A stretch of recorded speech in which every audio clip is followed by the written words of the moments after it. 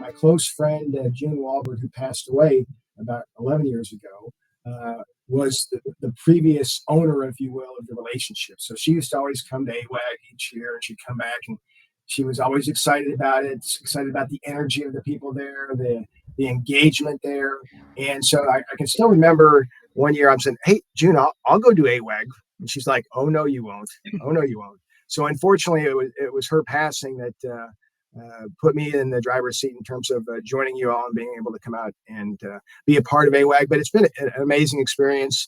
I'd say it was about Germany and about the food and in the scenery and the setting. But while those are all good, I think it's truly about the people. And I've met AWAG participants or graduates or folks that have spent some time at AWAG over the years, continuing to excel and do great things in the community. So it's really been a validation that you guys are doing great work in accomplishing your mission. And last year I thought was really cool. Hopefully you'll do it this year. You had the yearbooks out.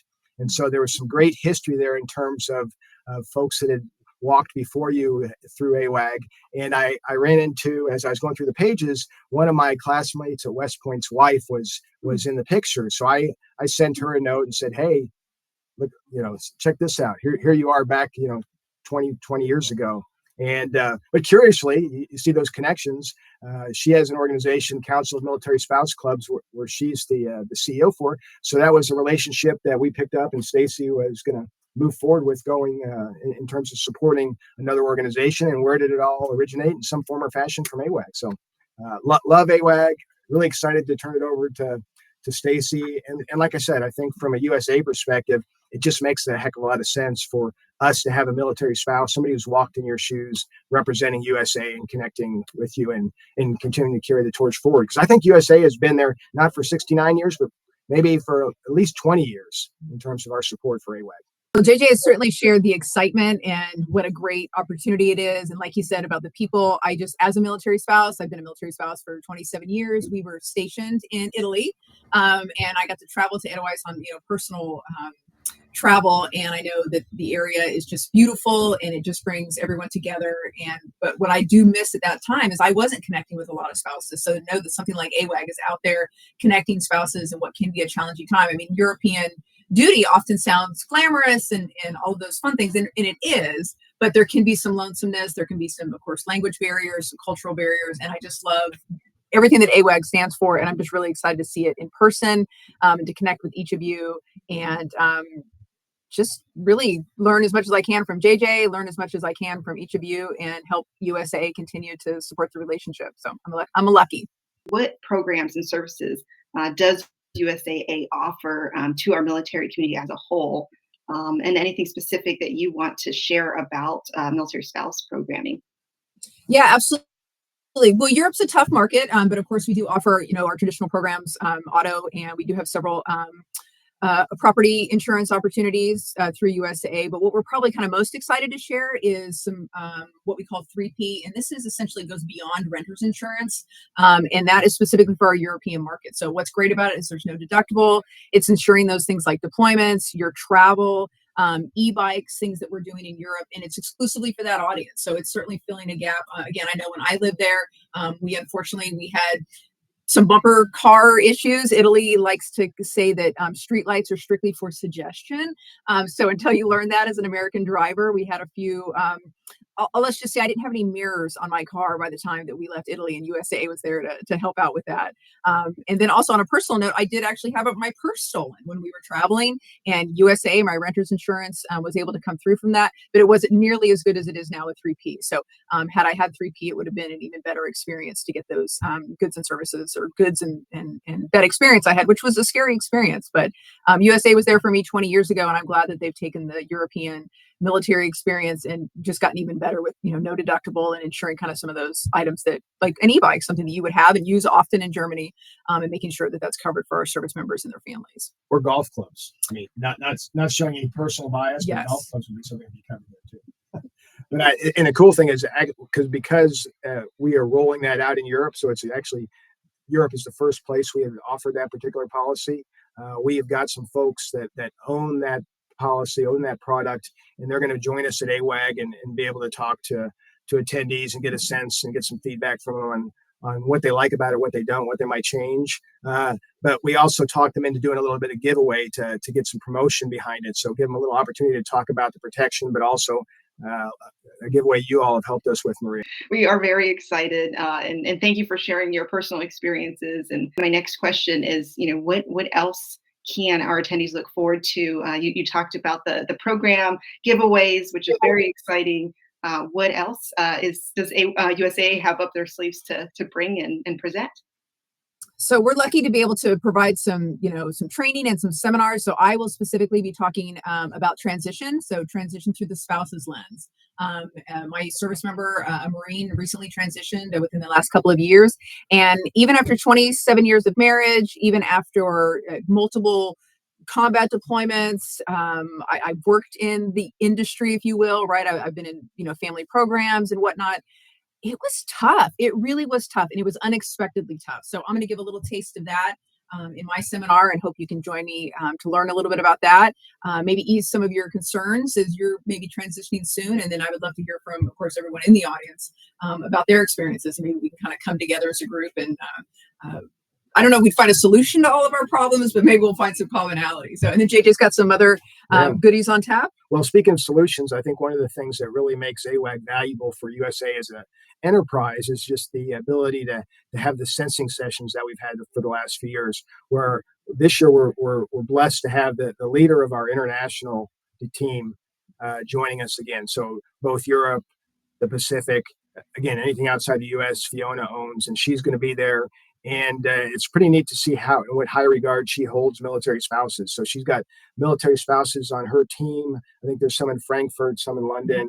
She actually came in and talked to Staci directly because she really values military spouses and probably just understands that idea that a lot of times, whether by desire or not, military spouses are the ones making decisions. They're the CFOs of families. And so she's fired up to be there. But my point is, hey, when you have these sensing sessions, it gives us an opportunity at USA to hear what are your pain points? What are the struggles of living overseas? And how can we get things better?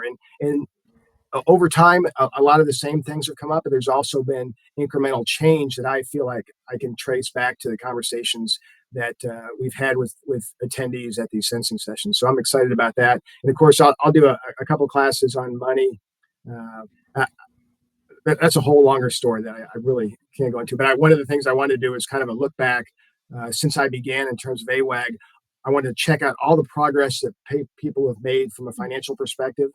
And unfortunately, as I did that, I felt like I didn't really find a story if I was looking for progress. So probably talking about some of the same things we've talked about for years in a different way, but hopefully doing it in a way that sparks somebody to make a good call, take a good action, make a good decision that helps move them along on the road to financial security. Can you give us just maybe even a little snippet of what one of those might include? Any other details that you can share that we really should know about or look forward to? Well, I think in today's environment, when you look at all the stuff that's going on in the world, I mean, it can be a scary time, especially when it comes to investments. If you've been watching the markets at all, really across the globe, it's been a tumultuous few weeks here recently. And so that can actually throw people off their game. And so sometimes conversations like we'll have at AWAG are going to help ground folks in terms of what's important, what they should be thinking about, and what they should be doing when faced with a lot of the things that we're seeing today. So I just hope to maybe be an anchor in the storm. How about that? That may be aspirational, but an anchor in the storm as we have these discussions. What do you look forward to in terms of coming to Garmisch area and any fun experiences just visiting that area? Anything that you're looking forward to, your favorite part? Please share. Yeah, I think one of my favorite things, like I said, I was able to go to Garmisch twice, is that it was a completely different area based on the time of year that you went. I mean, we've all been to some of those big Rome's in Paris, and they kind of look the same. But I felt like Garmisch was one of those. So I went in the dead of the winter. Of course, we were snow skiing at Christmas time. I think my favorite part of that trip was that there was daycare provided. So I was able to drop off my 8-month-old, and I was able to snow ski the glaciers with my husband, I think alone for the first time in 8 months. And of course, the beauty of the snow and the mountains, and we're snow skiers for many years. So that was a real treat. But then actually for him, he had a business. He had I think, a planning session. He used to be with the Sixth Fleet of the Navy, and they did all of the Marine Expeditionary Unit planning for the Mediterranean. So he had, if I remember correctly, a conference, and so it was back at AWAG. And I was able to go, and I kind of was a little bummed because in Europe, we're kind of tight with our money, right? We want to make sure we hit all those European spots during our time there. So I was a little, I guess, bummed that I was going to spend it at the same place, but we went in August and I was blown away. It was a completely different town. It was a completely different environment. It was, I had this gorgeous photo of my son laying on a blanket on the grass with the mountains in the background. And again, it was just a real treat. So to be honest with you, I'd never been there in April. So I've been there in August and in December. I'm excited to go again. I'm excited to go with my colleague who loves the town, and his excitement for it, is palpable. And then in terms of, okay, here's the thing. So in the military, right, spouses, we're always the plus one, right? I get to attend something with my husband. I'm his dependent. I'm, Mrs. Rank, etc. He's my plus one. So I'm excited that USA is sending me to AWAG to support all of you, and that he can be my plus one. So I've got him come in, and he'll be entertaining himself during the day, and hopefully joining me at the final night. I've got him dressed up handsomely. And I just love everything about the AWAG schedule and some of the theme nights. And I'm getting JJ into the theme nights. I think I'm getting him more excited about his last time. So, yeah. No, I think, and Stacy's not actually being entirely truthful. More on that in a moment. But my wife and I, we've been on a diet for like the last month and a half because we're trying to prepare for AWAG. So we're partially the way there, but there's a lot of places that I love to go back and revisit, and it's neat to see the same people that were there 10 years ago still there today working. So that's pretty cool. But I was also bragging to Stacy that I had an AWAG coffee cup, a Polish pottery cup, and then she informed me that post AWAG she was going to take some time off, and she has bringing 3 suitcases to take a trip to Poland and fill it up with Polish pottery. I'm like, Stacy, you don't have to one-up me every time. But we will have some great swag, which we are very excited about, and you'll see it while you're there. He's already committed to taking mine home, so I'm good this year. I guess you'll need a new cup then, JJ. One of my favorite places, not too far from Edelweiss, is visiting Lake Eibsee. Anytime I'm up there, just to see the blue waters, it is absolutely beautiful. If you get a little time away just to make a quick drive, absolutely beautiful. And I did want to ask this because it's come up recently. I'm down here in Stuttgart, and we hear this sometimes often, but being that a lot of our military families here in Europe expect to travel, be it for leisure, for work, sports, with kids, I just want to ask, will you be sharing tips on travel budgeting? Anything like that in your classes that we can inform our attendees of? Well, now that you said that, Maria, travel budgeting is going to move to the top of my list. Yes, I do have a section on budgeting, so I hadn't thought about it specifically from the perspective of travel, but again, I think travel is one of those things that can make Europe or make an overseas tour a special thing, and so it's certainly something that you want to take advantage of, and no matter where you're living in the world, having a game plan to set aside money for those things that are important to you should be a part of everyone's roadmap as far as the things they do. So yes, I will weave that in there. So yes. Oh no, that's a great, if I could add on to that, that's a great call out for European spouses, because it's something that most of us would get some sort of, COLA, cost of living allowance, but, do you save that money? Or and if you want to go back to the States, if you want to see your family, that's often not covered. For us, we made the decision not to go back to the States during our 2 years living there. So our family came over, but then your family comes over, and now I have to go see the Roman Colosseum for the 10th time. And none of that stuff is free, right? And train tickets and eating out. And it was something that I think the first few months of living there, it was kind of a hardship at first, because I think we didn't really realize. And then we had gas coupons at the time, and we had electric coupons. So there was a limit. I remember freezing my first February because I ran out of coupons on February 20th, and we weren't going to get any more till May 1st. So needless to say, my spouse was at work, comfy and warm, and I was hunkered down at home underneath a blanket, not watching TV because we didn't have any TV. And it was just an interesting time. So I think that's a great call out, Maria. We'll make sure that we weave some of that in because it's important. Mine is not a question so much, but I just wanted to say I did have a real life issue resolved at AWAG last year. And so I just wanted to compliment you guys for that. We are excited. We have an executive from the bank that's going to join us on this trip. And I know in the past that's been a similar situation, or been similar situations where having that person on the ground there was able to facilitate good things happening in short order. So if you want to get the USA team fired up and excited, it's being allowing them to help you with things like that and fix problems. Because I know this particular group that will be there is extremely engaged and extremely excited about the opportunity to do things like you actually experienced. So good stuff.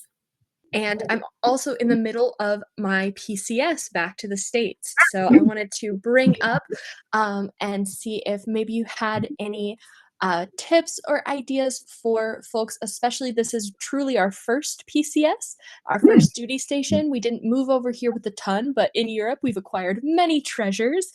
And having called and talked to USAA about some of the steps that we could take, but bringing to the attention for everyone else as to like different insurance options for all of your knickknacks, trinkets, and valuables that you've acquired after being here in Europe, and any other tips for moving folks.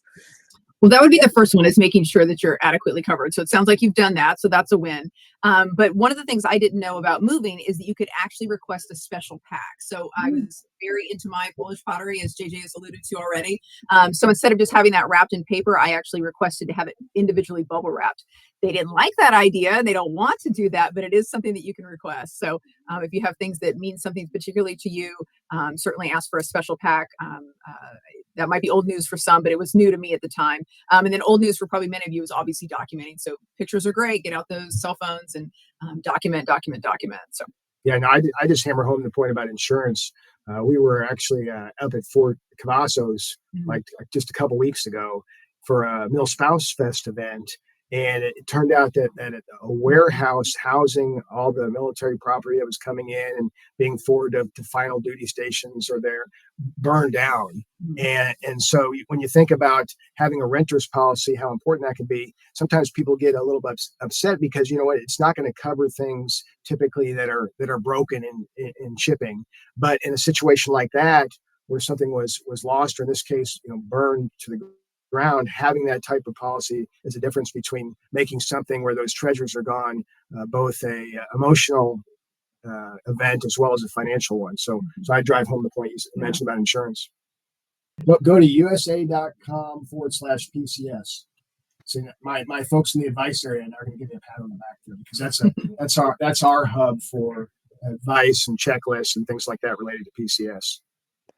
Speaking of ruined houses, I guess kind of puts us on the weird path to this question of corporate night and Oz. Are you guys going to be team pink or team green? So I have to admit, I loved your Pinterest boards. So that really helped me a lot. I wasn't sure what a Wicked Night or, Oz was totally about.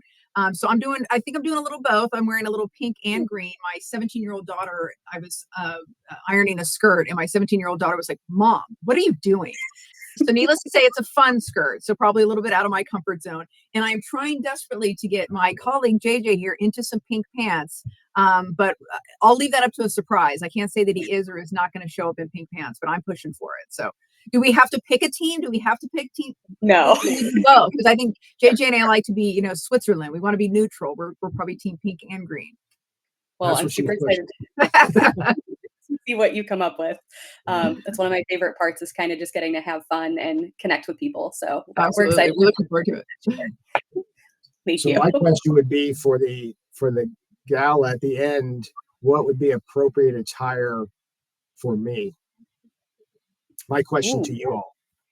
Or pink pants appropriate. Pink pants, yeah. Very Met Gala, very artistic. Thank you. Pink pants? Yes. You Not everybody can pull it off. JJ can pull it off. That was corporate night. I thought that was corporate night. You can economical, you can I'll fix it. wear. I think Staci will help you out on that one. Okay, yeah, we're gonna get aligned after this conversation. Staci's been a great addition to our team. She keeps me very much on the straight and narrow. For just briefly highlighting corporate night, that will be Tuesday night at the annual seminar. A great opportunity for everyone to come and visit with our sponsors, have those one-on-one conversations maybe with JJ and Staci, It's going to be a very fun night, and then we hope that you'll come and enjoy it.